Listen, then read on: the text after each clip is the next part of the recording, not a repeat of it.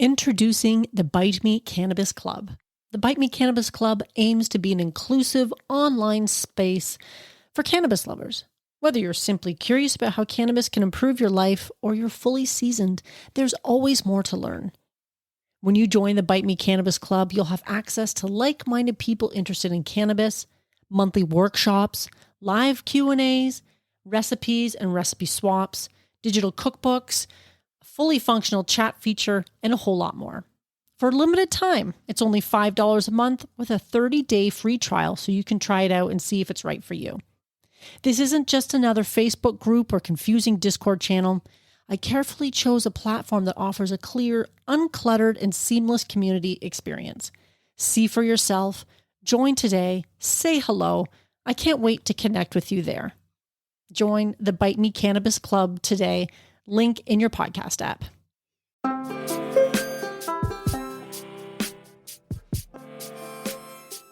Hi friends, welcome to Bite Me, the show about edibles, where I help you take control of your high life. I'm your host, Marge, and I'm super grateful that you're here. Thanks for listening, everybody. It really means a lot, and I appreciate each and every one of you that are listening right now.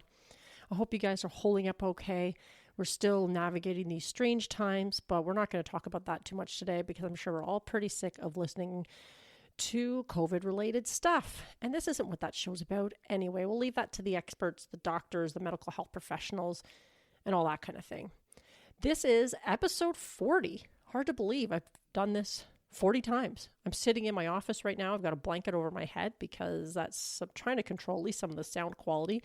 I hope it's paying off because I feel somewhat ridiculous and I'm sweating my ass off as well. But that's the sacrifices you make sometimes when you're trying to put out a weekly show. Speaking of weekly shows, I am going to be on the 3R show. I'm kind of excited about that. I recorded a podcast last week or the week before. Can't really remember. I'm not even sure what day it is right now myself. And it was a pretty fun experience. Very different to be on the other side of the microphone. The 3R show is the Random Ramblings with Rob. You can find him on most podcasting platforms, I believe, but I'll certainly let you know when that episode comes out. And it was just a fun time to talk to another human being. So outside of my social circle, of course, so it was a little different, but it was a lot of fun. And we talked about all kinds of different things. Obviously, we did talk weed and edibles, and it'll be worth checking out. I'm kind of excited, a little nervous as well. But I'll let you guys know when that comes out so you can check it out if you want. Now, what are we going to be talking about today? We're going to be talking about candy. Yes, candy. I made some hard candies recently, and I was pretty happy with the way they turned out. Now, the reason that we're going to be talking about this is because if you listened to last week's episode and maybe you had a chance to try infusing some salt and sugar, like we discussed, you may think, well, what can I make it with? Yeah, you want to put some in your morning coffee or your tea or something like that. Maybe you want to sprinkle some salt on your meal, but what else can you do with infused sugar? Well, the easiest response I came up with, why not try some hard candies? Now, I am not a candy maker by any means. I've never made hard candies before in my life. I've always kind of wanted to try it. It's been on my long list of things to try out. But I've never made them before. And I've always had this idea that candy making was really difficult. And I'm sure there are some pretty advanced techniques that you can get into. Just like I've heard making macaroons is really difficult, for instance. But I've always had this impression that making candy was really difficult. And I was pleasantly surprised with the recipe that I picked out that was actually a lot simpler than I had originally imagined. So that was a nice surprise because, of course, sharing these experiments with you, if I can do it, you can do it 100%. There's no reason why you can't. And I know there's some of you out there who have some pretty advanced skills in the kitchen when it comes to making edibles and stuff, but there's also a lot of you who are probably just like me. You're not a professional cook and you love being in the kitchen and puttering around and doing things in and around your kitchen, but you don't have the credentials. This is what makes this candy making experiment so fun because the results were great. Now, before I wanted to get into making candy, I did know that I was probably going to need a candy thermometer. And I am going to say this is an important tool to have in your kitchen if you're going to do something like this. I don't know if you heard the episode before when I melted my thermometer. It was just a regular meat style thermometer that you'd use to test the doneness of your chicken or what have you. And it did get a little too close to the pot and I wasn't really paying attention and I melted it. So I had to buy another one. And when it comes to making candy, because you were watching for pretty precise temperatures to come up, you can't really just stand there and hold it because it's too hard to hold a thermometer. And avoid touching the bottom of the pot because obviously if you have it touching the bottom of the pot, it's going to alter the temperature and it's not going to be as accurate. And you need something that you can leave in the pot and not worry about. So I ordered myself a candy thermometer before making these. And it took a while to arrive. If you've ordered anything off Amazon as of late, you probably know that if you have Prime shipping, it's not as fast as it typically would be.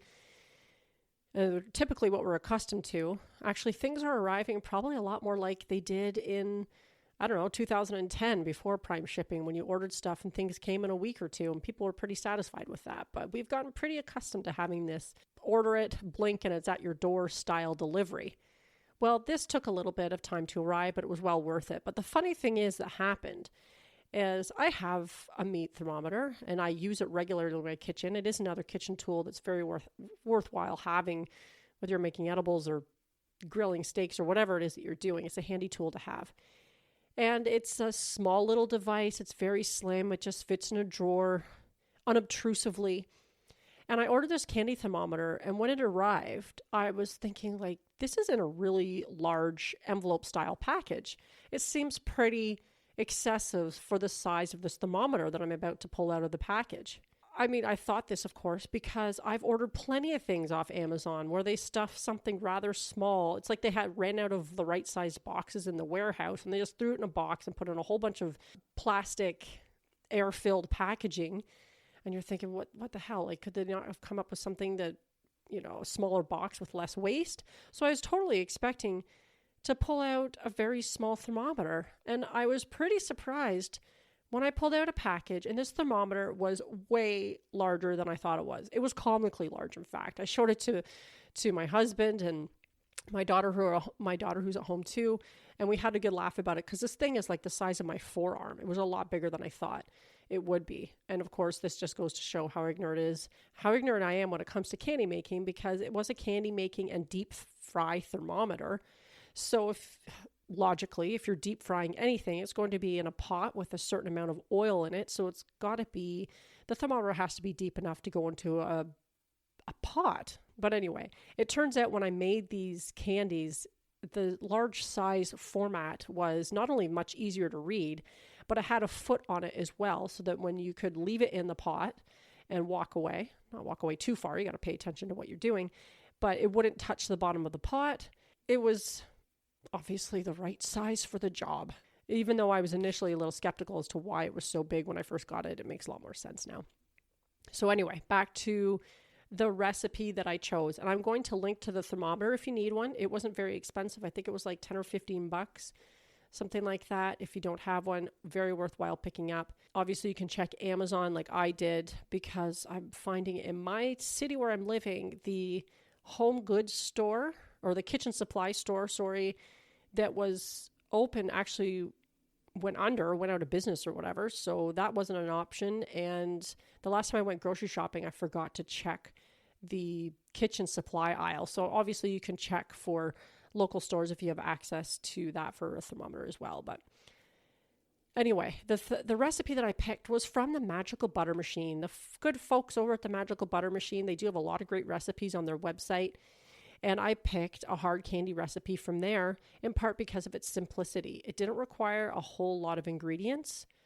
And the nice thing is too, if you didn't actually infuse your sugar last week, you can actually just pour in your tincture and your sugar into the same pot. And it kind of does it all for you. You don't even have to infuse the sugar beforehand.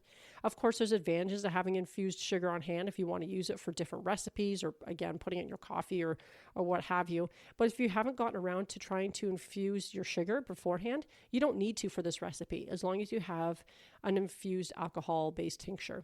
If you have the tincture, that's great. If you don't have one, go back and try and make one of those. I can link to a few recipes for that in the website, but this is definitely super easy if you already have the tincture in hand. You're basically putting into a pot your sugar, your tincture, or your infused sugar, which I did. You put in some corn syrup, and what else? I'm trying to think. I should have pulled up the recipe before I started recording. That would have been smart, eh, Marge? But I didn't. But it was a pretty short ingredient list. So obviously, it was corn syrup, so maybe not the healthiest choice, but you're only probably eating one of these candies afterwards. So it's a one dose wonder, these candies are. So you add in your sugar, your tincture, your corn syrup, and you pretty much just want to bring it up to 302 degrees. That's it. You don't even, when you first put it all in, you start the heat, you do have to stir it.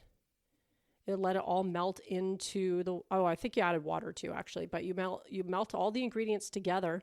You put your thermometer in the pot and you just let it bubble away. The recipe said it would take about 5 minutes. I think for me to get to the 302 degrees, it took longer than that, maybe 10 or 15 minutes, give or take. I didn't pay that close of attention. I do know it took longer than 5 minutes though. But you bring it up to the 302 degrees, and that was it. You don't even have to keep stirring it. You just let it bubble away. It will increase in volume in your pot, and it'll start to bubble and boil. That's normal. That's what you want. When you're done, you stir in some cream of tartar. That is another ingredient that you need to have on hand. And then you put in food coloring if you want to have it a certain color. And you can add a flavor as well. And what I did for that, I actually happen to have food coloring on hand. I'm not even sure where they came from. They've probably been in my cupboard for a long time. I, at the last second, chose pink at the behest of my husband. I put it in, and because of the sort of green color of the mixture that I had, because of the infused sugar and stuff, they turned out sort of a brownie orange color, which doesn't actually look that bad. I also happen to have stevia in my cupboard, liquid stevia, and I had, this is from some other experiment I was doing in my kitchen before. I had liquid stevia plain, and I had liquid stevia French vanilla flavor. So I chose that one. And they turned out pretty good. I probably could have put in a little bit more stevia, but in the end, they did have a nice sort of butterscotch taste to it, or the French vanilla. You do taste a little bit of the weed with these candies afterwards, but it's masked very nicely with the flavoring. And of course you could use other flavoring that you want, but you're just putting in, there's all kinds of actual stevia style flavors. So you're sweetening it a little bit at the same time, although you probably really don't need to sweeten them too much because there's so much sugar in it anyway. But you could do whatever flavors you can get your hands on if you're going to a store and picking up some flavors. But the stevia one worked well. I just happen to have that on hand. Otherwise, they might have tasted a little more medicated if I had to skip that step because I didn't have it. So they were good. But after that's done boiling and you take out your thermometer, make sure you have your molds that you're going to be using ready to go, because this stuff hardens really quickly. Unlike making the gummies where these can set over, like several hours, this stuff will start to set as you're pouring it. So I had several molds out on trays. You don't have to put them in the fridge. They do harden at room temperature. I was starting the first tray and pouring it into the molds. These are just silicone molds, the ones that I typically use. I have a pot leaf one and an embossed weed leaf one. So I was trying a couple different designs for this one, just the molds I use for almost everything. By the time I was getting to the last mold, I think I had 4 trays out and made 4 trays of candies. I could barely scrape it out of the pot because it was sticking. And that's how quickly this stuff hardens. So you do need to work fairly quickly. So it's good to have your food coloring and your flavoring and the cream of tartar ready for when you take it off the heat. You want to stir it in and you want to move quickly because it will start to harden on you. And once that happens, I don't know what, you don't want to waste anything. So fortunately with hot water, the pot did clean up really easily. It wasn't like I was kind of expecting maybe a really sticky mess. It would be hard to clean up, but hot water just soaked the pot for a few minutes in some hot water. And it was pretty easy to remove. So once you are pouring them into the molds, you just let them harden at room temperature. I think I sort of walked away from them for a few hours and came back. But as you can imagine, if they're starting to harden by the time you're pouring into the last few spots in the last mold, they don't take that long. So the hands-on time for this thing is super, super short. And actually the hardening time isn't that long either. They probably would have been ready to eat in like an hour or less, maybe even. So it's a really quick recipe. And that's sort of what made it fun, because once I popped them out of the molds, some of those weed leaf molds that I've complained before when I've made gummies that were too soft and the points on the weed leaf broke off, no problem with this at all. So I would highly recommend trying out this recipe if you have tincture on hand. It's quick, fun, and easy. And you can, of course, in the Magical Butter Machine video, because there's a short video that accompanies the recipe that they've posted, they actually split their end result into 2 pots. So you could actually put, if you have more than one food coloring or flavor available, you could do 2 different batches. And that would be kind of fun. I didn't end up doing that because, I don't know, I just didn't want to, I guess. And yeah, so I didn't. But that is an option of something you could do as well. So a fun recipe to try if you're looking for something to occupy some of your time that you might have right now. I would highly recommend this one. And I did eat one of them last night to test it out, and they tasted good. Just be sure to taste them yourself, try them out yourself, so you can get a feeling for the dosing before you give these away. I myself didn't really figure out the dosing of my sugar beforehand. So when I made them, I was kind of like, well, I'm going to try one of these out. Here we go. I'm not really sure how potent these things are, which is always sort of, you don't want to do that when you're gifting them to some people, but I was able to try one and compare them to some of the other things that I've made, like cookies and stuff, and they were just fine. But yeah, if you want to make sure that you have an idea of dosing before you gift these to anybody, because you do end up with quite a few candies. And of course, the nice thing with these, with a candy like this, is they're going to last for quite a while. Like you can sort of just keep them in a tin. I put them in some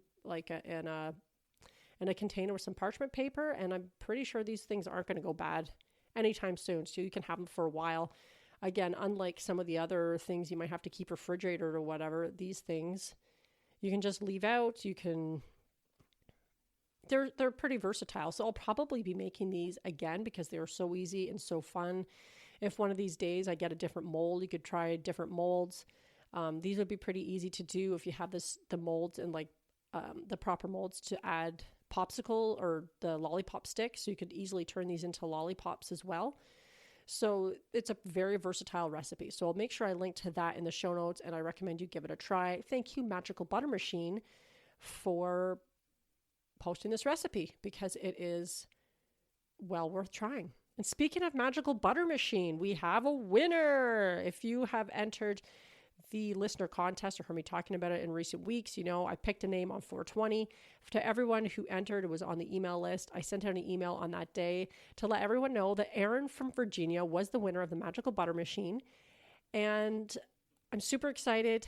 Erin, you're going to be receiving that probably. I'm not sure how quickly it's going to ship out to you, but hopefully sooner rather than later. So that is pretty exciting. If you're still interested in joining the email list for fun things like this, you can still go to the website and scroll to the bottom, and you can put in your email there. I actually have a thing to put in your mailing address as well, because sometimes I like to send fun stuff in the mail to people. Certainly not obligated to do that. It's just me and a one-woman show, so you don't have to worry about spam or any of that other shit, because that's not my style. And quite frankly, even though I have tons of time right now, I don't know about you guys, but sometimes it feels like I have no time. It's like, where the hell does all the time go? I don't know. It's a strange, weird vortex that we're living in right now. So don't have to worry about that. If you want to check out the website, it's bitemepodcast.com. I'm always trying to tweak things and add to it when I can. I do have a new little feature on there called SpeakPipe. So if you want to leave me a message, but you don't want to email me because email is not your thing, you can go to the website, bitemepodcast.com, and along the sidebar, I believe on the right side, you'll see a little tab that says Leave Marge a Message. And this will allow you to record a voice message. So if you have questions, comments, stories, anything, and you would rather record it than type it, this is one option. I'll get notified by email with the file, And I thought that would be fun. I've sort of tested it out a little bit to make sure it works. And so far on my end, it does. So hopefully you guys don't run into any problems, but it's a new thing that I've added to the website. I'm kind of excited about. It is capped at 90 seconds right now. So you do have to sort of get your point across relatively quickly. But if you're interested in trying that out, by all means, I'd love to hear from you. Find out what edibles you're making these days while you're cooped up indoors. And of course, you're always welcome to send me an email at bitemepodcast@fastmail.com. I always love hearing from listeners. So give either one of those things a try. And of course, you can always connect with me on places like Instagram or Facebook. It's at Bite Me Podcast on Instagram or at Host Marge on Facebook. And I'm on Twitter as well, I think, at Host Marge. You can find me on Pinterest and Minds as well. So you can find me all over the place, but most of the time I'm residing in the world of the podcast. And this is where I like to be because I like listening to podcasts. I like making this show, and I love talking to you guys. So yeah, I guess that's it for today. I hope you guys are all staying safe, keeping yourself busy, not going too crazy, and making great edibles. And if there is, of course, any edible that you'd like me to try to make or discuss on the show, by all means, get a hold of me in one of those possible ways. The options are endless. And until next week, guys, stay high.